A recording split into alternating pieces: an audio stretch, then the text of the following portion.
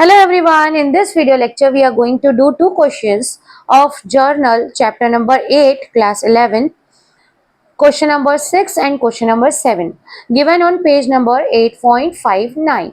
बच्चों ये दोनों क्वेश्चन आप लोगों को एक ही पेज नंबर पर दिए हुए हैं और इन दोनों ही क्वेश्चन में हम लोग सीखेंगे बैंकिंग ट्रांजैक्शंस। बैंकिंग ट्रांजैक्शंस मतलब कि बैंक से आपने जो भी ट्रांजैक्शन किया है उसकी जनरल एंट्री कैसे होती है। ठीक है, सो स्टार्ट करते हैं हम क्वेश्चन नंबर 6। यहाँ पे फॉर्मेट मैंने ऑलरेडी बनाया हुआ है जिससे कि आपका वीडियो बहुत लंबा नहीं बनेगा, शॉर्ट वीडियो बनेगा, जल्दी से आपका क्वेश्चन ओवर हो जाएगा। ओके, सो क्वेश्चन नंबर 6 हम लोग देखेंगे बच्चों। क्वेश्चन कुछ इस तरह से मैं रीड कर देती हूँ एक बार आप लोगों को। पास necessary journal entries for the following transaction. April 1 deposited in bank 30,000। ठीक है, सभी बच्चे अपनी बुक में क्वेश्चन निकाल लीजिए। सो फर्स्ट एंट्री आप लोगों को दे रखी है अप्रैल 1 deposited in bank. Deposited in bank का मतलब क्या है? अमाउंट बैंक में जमा कराया है। अमाउंट बैंक में जमा कराया है मतलब कि आपके पास से कैश गया है और बैंक में पैसे आए हैं। बैंक में पैसे आए हैं, बैंक हमारी एसेट होती है। बैंक एसेट होती है मतलब बैंक अकाउंट डेबिट। बैंक में पैसा आया और आपके पास से कैश गया। जो गया उसको हम क्या करते हैं बच्चों? क्रेडिट करते हैं। और जो आया है, जहां पे पैसा आया है, बैंक में पैसा आया इसलिए बैंक को डेबिट किया है। ओके, सो 30,000 रुपीज आपके बैंक में पैसा आया है और कैश गया है। नाउ नेक्स्ट ट्रांजेक्शन है आपका कैश विड्रॉन फ्रॉम बैंक, मतलब कि बैंक से पैसा विड्रॉ किया है। विड्रॉ किया है तो आपके पास कैश आया है और बैंक से पैसा गया है। बैंक कम हुआ है ना आपका। जब भी एसेट कम होती है तो क्रेडिट साइड लिखते हैं अकॉर्डिंग टू मॉडर्न क्लासिफिकेशन, और डेबिट में हम एसेट्स बढ़ती है तो डेबिट में लिखते हैं। तो कैश आया है डेबिट, बैंक कम हुआ है इसलिए credit. Amount 10,000 rupees. Next transaction wages paid by check.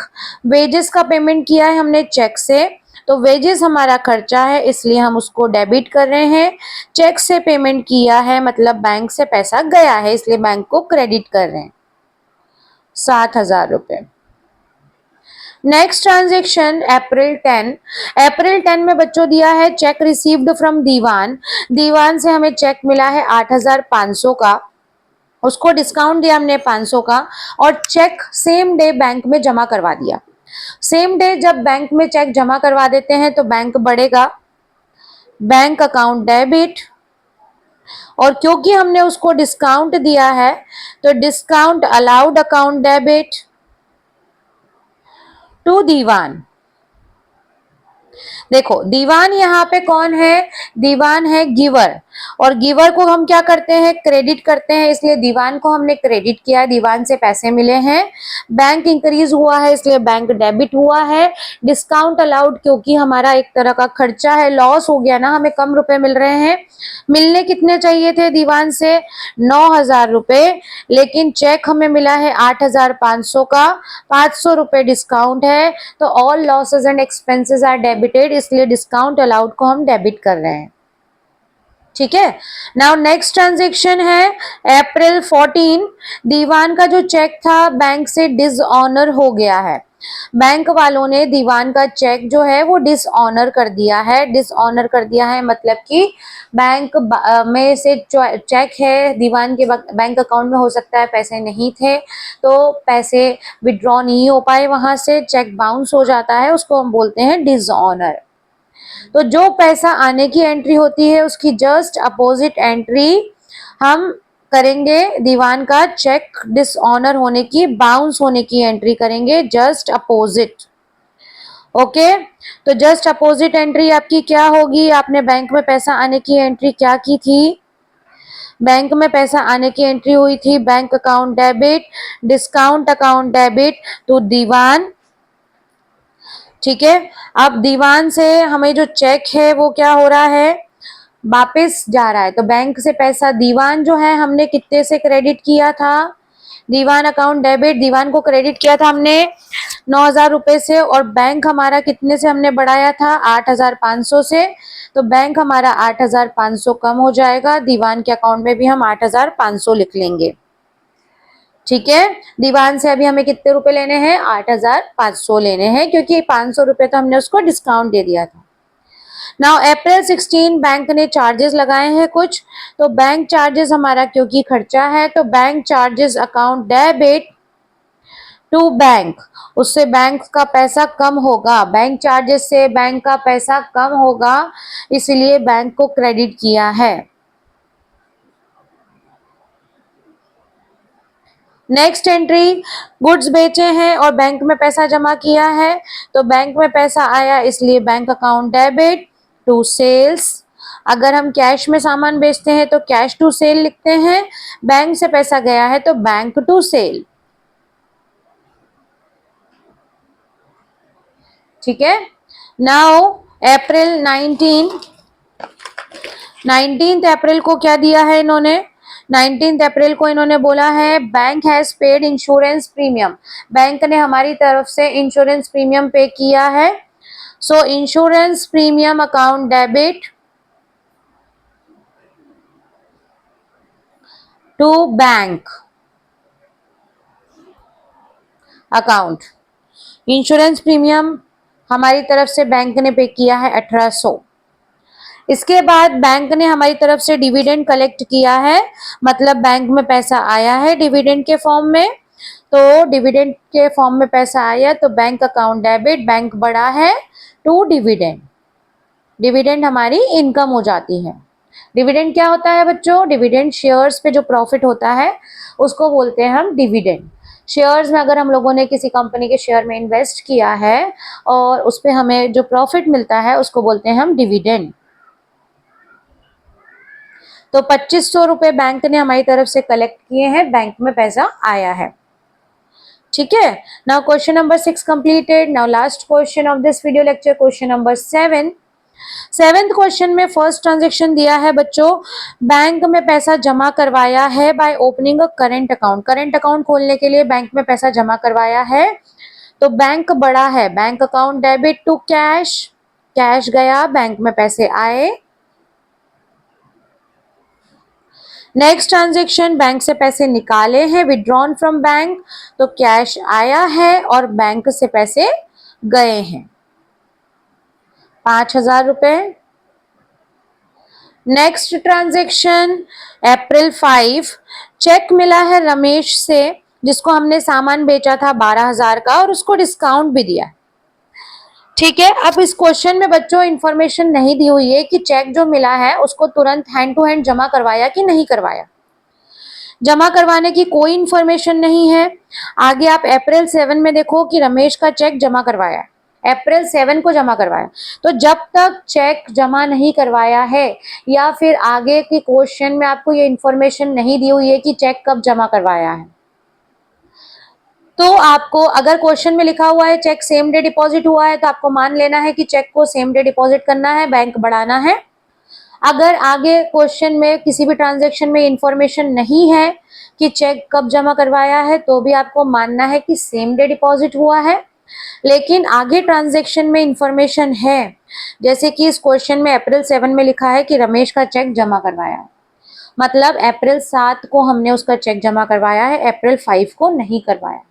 जब तक चेक जमा नहीं करवाते हैं उसकी एंट्री होती है cheque in hand account debit, cheque in hand account debit, क्योंकि हमने इसको डिस्काउंट दिया है तो डिस्काउंट अलाउड अकाउंट डेबिट, किससे मिला है पैसा, रमेश से, सो टू रमेश।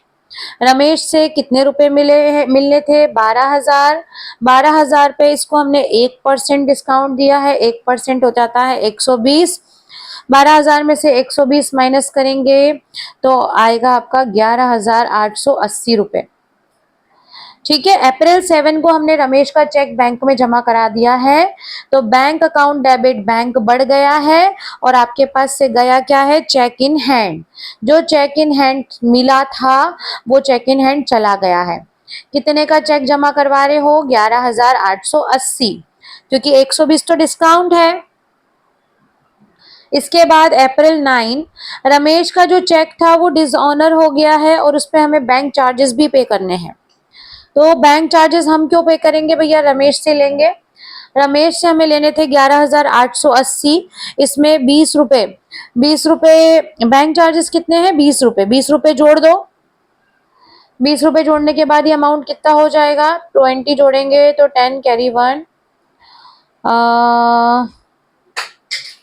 रमेश से, देखो रमेश से हमें पहले लेने थे 12,000 रुपए, वो हमने डिस्काउंट दे दिया था, तो रमेश का चेक डिसऑनर हो गया है। रमेश से अब हम पूरे 12,000 लेंगे, 12,000 और 20 रुपए चार्जेस भी लेंगे। टू बैंक, अमाउंट डिसऑनर हो गया है ना, कितना का रुपए का बैंक से डिसऑनर हो गया है, 11,920 रुपए, और 120 रुपए क्या है, 120 रुपए का डिस्काउंट हमने दिया था। टू डिस्काउंट अलाउड, ठीक है, जो उसको डिस्काउंट दिया था वो भी कैंसिल हो गया। अब रमेश से हमें कितने रुपए लेने हैं, रमेश से टोटल लेने हैं 12,020, 12,000 तो उससे लेने थे, 20 रुपए बैंक चार्जेस, तो टोटल 12,020 रुपए उससे लेने हैं हमको, ठीक है। इसके अलावा नेक्स्ट एंट्री अप्रैल 20, अप्रैल 20 को रमेश ने उसका अकाउंट सेटल कर दिया है, 60 रुपए उसने इंटरेस्ट भी दिया है, तो पैसा आया है बैंक अकाउंट डेबिट, किसने दिया है, रमेश ने दिया है, और रमेश ने हमें इंटरेस्ट भी दिया है, इंटरेस्ट के साथ पैसा चुकाया। रमेश से हमें लेने थे कितने, 12,020 रुपए, और 60 रुपए उसने इंटरेस्ट दिया है, तो टोटल 12,080 रुपए उसने हमें रिटर्न किया है, ठीक है। इसके बाद अप्रैल 21, कैश डायरेक्टली डिपॉजिटेड बाय राजा, राजा ने डायरेक्टली बैंक में हमारे रुपए जमा करवाए, तो बैंक अकाउंट डेबिट टू राजा, राजा ने पैसे जमा करवाए हैं 8,000 रुपए, तो 8,000 हम लिख लेंगे। अब अप्रैल 23, अप्रैल 23 को क्या लिखा है कि bank draft issued in favour of Lal, Lal and sons को हमने बैंक ड्राफ्ट दिया है, तो लाल एंड सन्स कौन है, रिसीवर है मेजर लाल एंड सन्स, इसीलिए वो डेबिट हो गया है। और क्योंकि इसमें बैंक चार्जेस भी लगे हैं, बैंक चार्जेस हमारा खर्चा है, इसीलिए डेबिट, और बैंक में हमने पैसा दिया है, चेक दिया है। लाल एंड सन्स को हमें रुपए देने थे 5,000, 700 रुपए हमारे बैंक चार्जेस हैं, टोटल 5,700 रुपए हमने दिया है।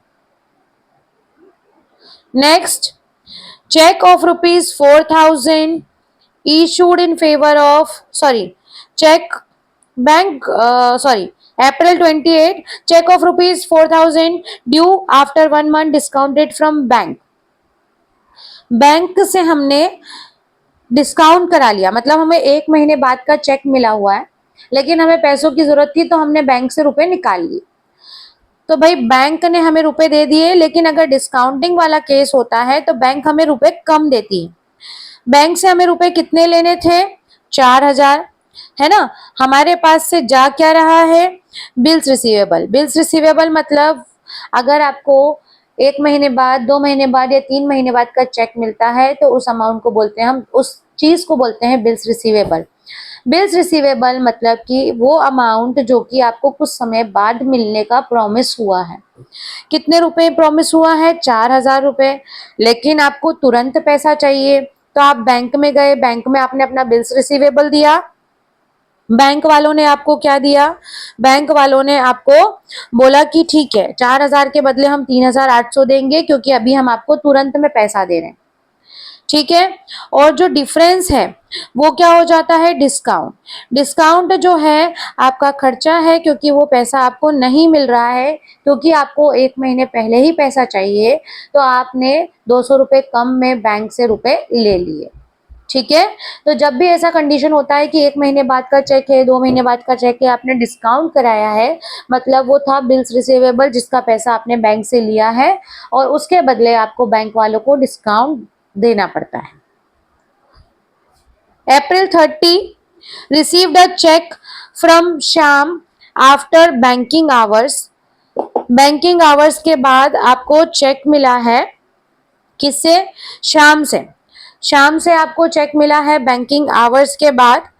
तो अब इसकी एंट्री क्या होगी बच्चों, बैंकिंग आवर्स के बाद चेक मिला है, ठीक है। तो अप्रैल 30। अब ये चेक आपने क्या जमा करवाया होगा? नहीं, बैंकिंग आवर्स तो खत्म हो गए ना, तो चेक आपका बैंक अकाउंट तो बढ़ा ही नहीं। तो इसीलिए आप क्या लिखोगे? Cheque in hand account debit to Shyam. शाम से आपको चेक मिला है, बैंकिंग आवर्स के बाद मिला है, इसलिए आपने चेक इन हैंड लिखा है। नेक्स्ट ट्रांजेक्शन, कैश में सामान बेचा है और आधा पैसा बैंक में जमा करवा दी। कैश में सामान बेचा था, आधा जमा करवा दिया, तो बैंक में रुपए बढ़ गए, और आधा तो हमारे पास कैश ही है, और बेचा था तो टू सेल्स, तो 3500 रुपए बैंक में, 3500 रुपए कैश, और टोटल सामान आपने बेचा है 7000 रुपए का। ठीक है, ये हो गए हमारे दोनों क्वेश्चन कंप्लीट। ये दोनों क्वेश्चन में आपके बच्चों बैंकिंग ट्रांजेक्शन थे। बैंकिंग ट्रांजेक्शन का मतलब क्या है? जो भी आपने बैंक से ट्रांजेक्शन किए हैं उसको बोलते हैं हम बैंकिंग ट्रांजेक्शन। अब एक चीज ध्यान रखना बच्चों कि अगर हमने किसी को डिस्काउंट देकर चेक लिया है और उसका चेक डिसऑनर हो गया है, तो जितना पैसा आपको पैसे पहले उससे लेना था वही पूरा आप लोगे, डिस्काउंट उस कंडीशन में कैंसिल हो जाता है।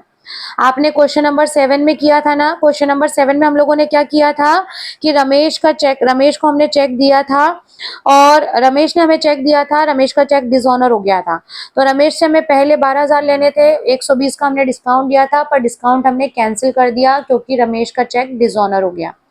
इसके पहले भी हमने एक क्वेश्चन किया था, इस क्वेश्चन में भी मैंने आपको एक एंट्री करवाई थी जहां पे दीवान का चेक डिसऑनर हुआ था। यहाँ पे जो एंट्री होगी आपकी, ये एंट्री अपन लोगों ने एक मिस्टेक किया था, इसको करेक्ट कर लो। दीवान से आपको लेने थे 9,000 रुपए, 9,000 में से आपका बैंक आपने बढ़ाया था 8,500 का, और जो डिस्काउंट आपने इसको दिया था वो कैंसिल हो जाएगा 500 रुपए का। इस एंट्री को बच्चों करेक्ट करना है। अप्रैल 14 वाली एंट्री क्वेश्चन नंबर 6 में दीवान का चेक आप जब डिसऑनर करोगे, दीवान से आपको पहले 9,000 लेने थे, आपने पहले उसको डिस्काउंट दे दिया था, बट उसका चेक डिसऑनर हो गया है तो डिस्काउंट भी कैंसिल हो जाएगा। 9,000 रुपए से दीवान को वापस आप डेबिट कर देंगे, बैंक को क्रेडिट करेंगे 8,500 से, क्योंकि आपने 8,500 से बढ़ाया था और उसका डिस्काउंट कैंसिल हो गया है, इसलिए डिस्काउंट को भी क्रेडिट कर देंगे। आई होप ये दोनों क्वेश्चंस आपको अच्छी तरह से क्लियर होंगे, बैंकिंग ट्रांजेक्शन समझ में आए हुए होंगे। अगर कोई क्वेश्चन में कोई डाउट है, अगर कुछ समझ नहीं आया है, तो you can ask in the comment section. Video अच्छा लगा है तो please like share subscribe. Thank you, bye bye.